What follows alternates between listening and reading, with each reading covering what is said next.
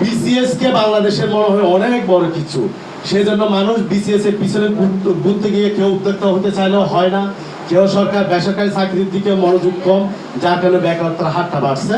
এই জন্য সরকারি বেসরকারি চাকরির মধ্যে অবশ্যই বৈষম্য দূরীকরণ করতে হবে।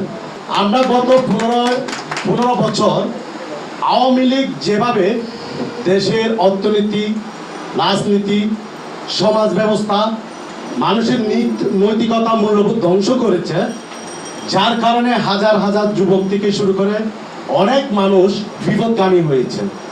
আমরা সেই বিপদগামী বুঝতে পেরে বাংলাদেশ যুব অধিকার পরিষদ দেশের যে বেকারত্ব মহামারী ছড়িয়ে পড়েছে তাদের জন্য কাজ করার জন্য রাজপথের আন্দোলনের পাশাপাশি আমাদের মনে হলো যুবকদের জন্য আমরা কিছু একটা করি।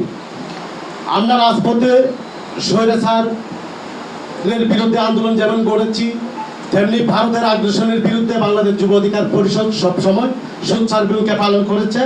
দেশে অন্যায়, অনিয়ম, দুর্নীতি যে কোনো বিষয়ে যখনই সমস্যা হয়েছে বাংলাদেশ যুব অধিকার পরিষদ রাজনৈতিক মাঠে থেকে গুরুত্বপূর্ণ ভূমিকা পালন করেছে।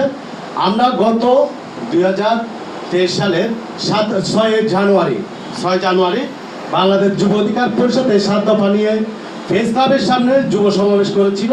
তার পরবর্তীতে আমরা প্রত্যেকটা জেলা মহানগরও এই 7 দফা বাস্তবায়নের জন্য আমরা মানববন্ধন করি। সেই মানববন্ধনে ছাত্রলীগ, যুবলীগ এবং পুলিশ কর্তৃক বিভিন্ন জায়গায় হামলারও শিকার হয়েছে। আমাদের অসংখ্য নেতাকর্মী হামলার শিকার হয়েছে। তারপরও আমরা তাদের শ্রম ও কর্মসংস্থান মন্ত্রণালয় পর্যন্ত আমরা পৌঁছতে পারিনি। তারা মনে করছে এগুলো জাস্ট একটু কথার কথা, কিন্তু এটার কথার কথা না, এটা যুবকদের মুক্তির সনদ। এই কাজগুলো যদি আমরা করতে পারি, প্রত্যেকটা যুবকের কর্মসংস্থান যেমন হবে, প্রত্যেকটা পরিবার সচ্ছল ভূমিকা পালন করতে পারবে, তাদের পরিবারে স্বচ্ছতা আসবে। এবং যারা এখন কৃষিগণ সৃষ্টি করেছে, মাদকের বিচারণ করে দিছে প্রত্যেকটা জায়গায়, সেটা থেকে জাতি মুক্তি পাবে।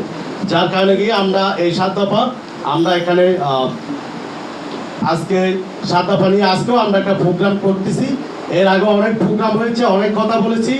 এখন আগে স্বৈরাচার সরকার ছিল, গুণবিটের সরকার ছিল, এখন বর্তমানে বাংলাদেশে একটা পুরো দেশের মানুষের ধর্ম, বর্ণ, জাতি, দল, মন নির্বিশেষে মেনটেন নিয়ে অন্তর্বর্তীকালীন সরকার। তাদের অনেক ক্ষমতা থাকার দরকার এবং তারা চাইলে এই 7 দফা তারা বাস্তবায়ন করতে পারে, খুব সহজে বাস্তবায়ন করতে পারে। এখানে আহামরি কিছু নাই। এই জিনিসগুলো আমাদের দেওয়ার কথা হচ্ছে বাংলাদেশের যে বিশ্বের যে কল্যাণমূলক রাষ্ট্রগুলো আছে তাদের কাছে এগুলো কিন্তু পান্থাবাদের মতো, কিন্তু আমাদের দেশে এগুলো অনেক কঠিন হয়ে গেছে। কারণ হচ্ছে দুর্নীতি, স্বজনপ্রীতি, ঘুষ, এগুলোর কারণে। কারণ মানুষের নৈতিকতা, মূল্যবোধ, ন্যায় বিচার টোটালি ধ্বংস করে দিচ্ছে। তো যার কারণে গিয়ে আমরা এই 7 দফা বাস্তবায়নের জন্য অন্তর্বর্তীকালীন সরকারের কাছে আমরা যাব। এর আগে আমরা ঘোষণা দিতে চাচ্ছি, আমরা এই 7 দফা বাস্তবায়নের জন্য আগামী 20 সেপ্টেম্বর শুক্রবার আমরা প্রত্যেকটা ঢাকা 2 মহানগর ব্যতীত প্রত্যেকটা জেলা মহানগরে মানববন্ধন করবে, প্রত্যেকটা জেলা মহানগরে, জেলা শহরগুলোতে। এবং 22 সেপ্টেম্বর জেলা প্রশাসক বরাবর এই 7 দফা নিয়ে বাংলাদেশ যুব অধিকার পরিষদ প্রত্যেকটা জেলা মহানগর কমিটি স্মারকলিপি প্রদান করবে। আগামী 25 সেপ্টেম্বর আমরা বাংলাদেশ যুব অধিকার পরিষদের নেতৃত্বে আমাদের আসিফ, সেও কিন্তু এটা সম্পর্কে অনেক আগে থেকে অবগত ছিল, আমাদের সহযুক্ত ছিল, ঢাকা বিশ্ববিদ্যালয় ছাত্র অধিকার পরিষদের সাবেক সভাপতি ছিল। সে কিন্তু এই 7 দফা নিয়ে অনেকটা ওয়াকিবহাল। তার কাছে আমরা যাব, মন্ত্রণালয় বরাবর আমরা স্মারকলিপি দিব। আমরা চাই এই দেশে যে যুবকেরা বিপদগামী হচ্ছে, বেকারত্বর অভিশাপের কারণে তারা আত্মহত্যা করছে, যেন আর কেউ আত্মহত্যা না করে, কেউ যেন বেকার না থাকে, প্রত্যেকটা মানুষ যাতে কর্মসংস্থানের ব্যবস্থা করতে পারে। আমরা চাই, বাংলাদেশ যুব অধিকার পরিষদ সবসময় বলছে যুবকদের কথা। আমাদের দেশে যে সমস্যাগুলো হচ্ছে, আপনি ক্ষুদ্র ঋণের জন্য ঠিকই ক্ষুদ্র ঋণ প্রণয়ন করেছেন, কিন্তু সেই ঋণটা কিন্তু লাঘব প্রভাব ছাড়া এবং দলীয় প্রভাব ছাড়া কেউ কিন্তু ওই ঋণ সহজে, যারা সাধারণ বেকার ছিল, যারা কিছু করতে চেয়েছে, তারা কিন্তু ক্ষুদ্র ঋণের অংশও পায়নি।